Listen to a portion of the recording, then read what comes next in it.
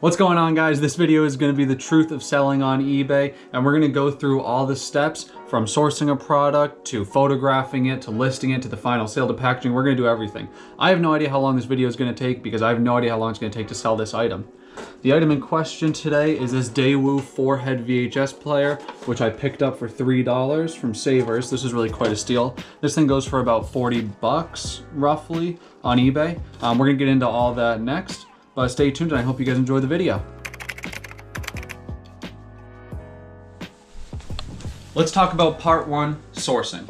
When sourcing, you have a lot of different options. A lot of people like to use garage sales or thrift stores. For these past couple times we went, we used thrift stores, Goodwill, Savers. Those are kind of the two big ones around here. Depending on where you are, you might have a lot of different options. The advantages to garage sales or yard sales is you can kind of barter on prices. You can usually get stuff for cheaper. The disadvantage is you can't really look up prices like on eBay or anything, which kind of stings, but if you have a good knowledge of your items, then you're good to go. The advantages to kind of Goodwill and Savers is you can kind of look up prices when shopping around, so you can spend a little more time, you kind of get to know products better, and you can find a better value. The disadvantage is you usually pay a little bit more. Like I like to buy mugs, which a lot of people buy, or like electronics, and at garage sales you can kind of bundle things together and you can get mugs for as little as like $1 a piece.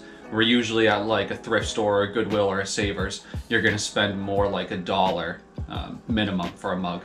So that's your options for sourcing. Just look up places around you, look for thrift stores, look for garage sales. You can even look on Craigslist to find some things if you're really good, or the Facebook Marketplace if people are getting rid of stuff. All right, step two is gonna be pricing and actually figuring out the value of your item. You're gonna use eBay for this absolutely, or Facebook Marketplace or Craigslist, wherever you decide to sell it. As in the beginning of the video, I showed you we're going to use the Daewoo as our example for this video. The model for this is a DVK-47N. So really simply, you're just going to go into your eBay and you're going to search Daewoo DVK-47N. So you can see we got that in the search bar. Pull that up, and really we're actually going to look at what has sold. So we're going to click on Filter. We're going to scroll down, turn on Sold Items. And you can see we got a 38 there. We got some other ones. We got, what do we have? 38, 38, 39 with the remote. So you can see about $38, $35 is about what people are getting, which means that's about what I'm gonna ship it for. I might try to go a little higher, like 50 bucks. And then from there, we're gonna open up our calculator. This is how you're actually gonna figure out how much money you're gonna make. So we spent $3, and let's say we're gonna sell this for 40. Final sale price, eBay is gonna take 10%, PayPal is gonna take 3%. We're gonna multiply this times 87%.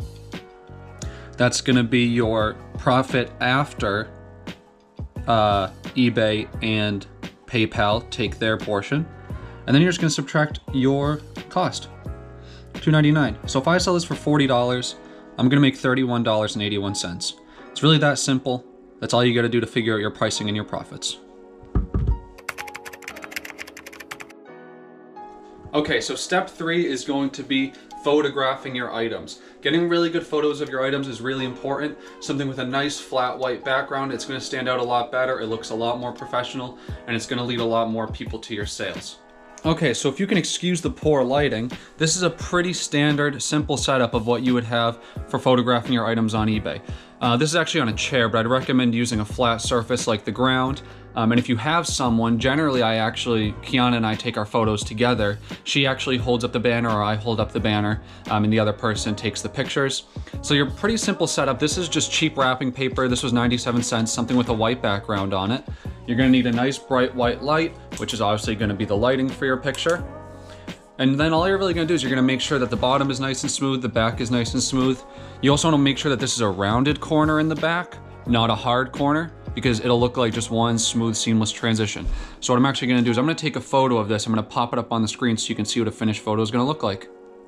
Money!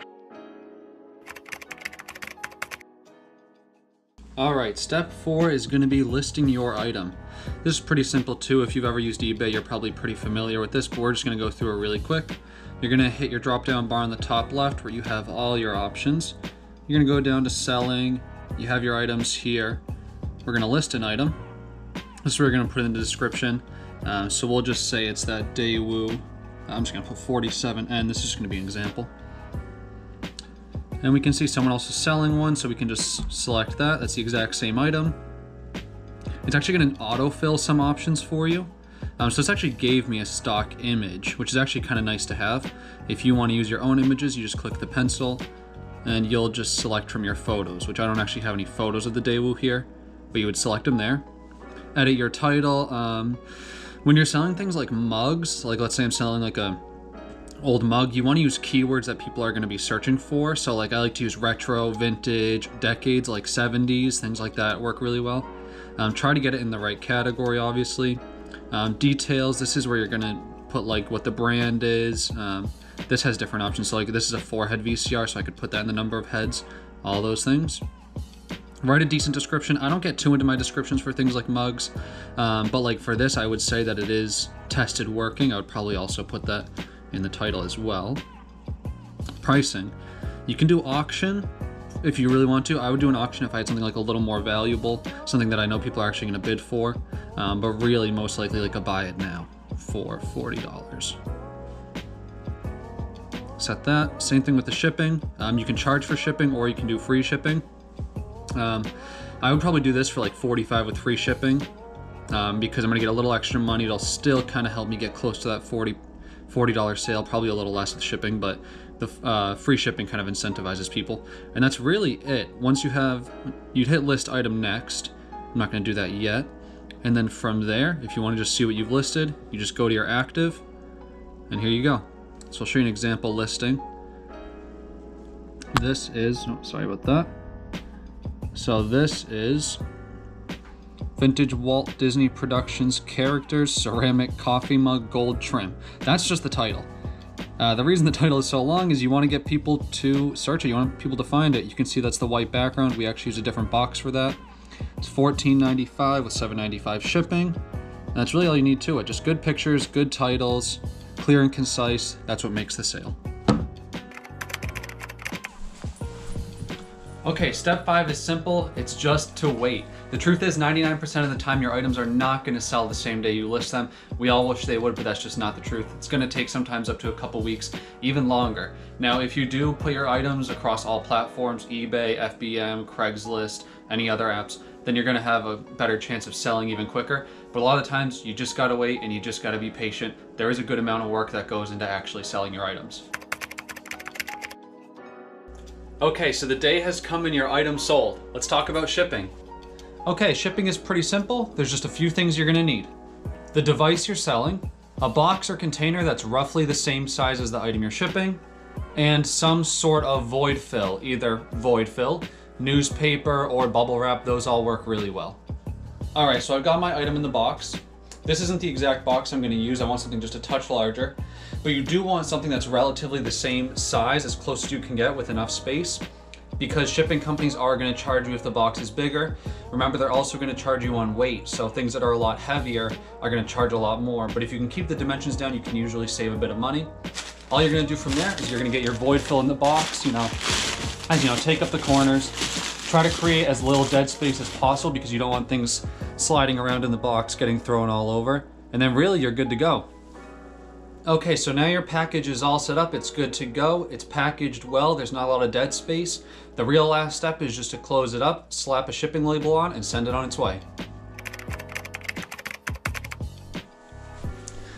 Okay, so for the final step, there's just a few things you have to do. Obviously, the first thing is go to PayPal and get your money whenever you can.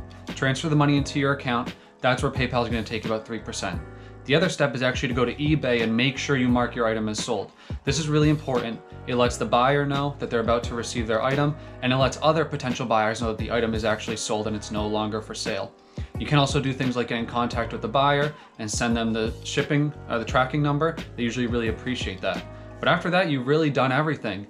The point of this video is really just to show you kind of everything that actually goes in to flipping items. You see Gary Vee's video and he'll buy something for 50 cents. He'll figure out that it's worth like 15 bucks.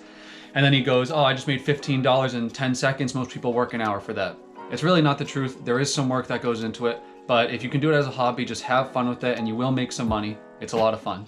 All right, thank you guys for watching. I hope you enjoyed the video. If you like it, please subscribe down below. I'm gonna be doing more videos on flipping items like this on eBay, Craigslist. I'm gonna do a similar video where I do a whole kind of video just on Craigslist. It's gonna be kind of the same idea, but with a different item. It's gonna be pretty interesting. And really that's about it for this one. If you like this kind of content, make sure to subscribe. On our channel, we also do other stuff. We're gonna be doing like travel, lifestyle, fitness, a little bit of everything. So it means a lot, guys. Thanks.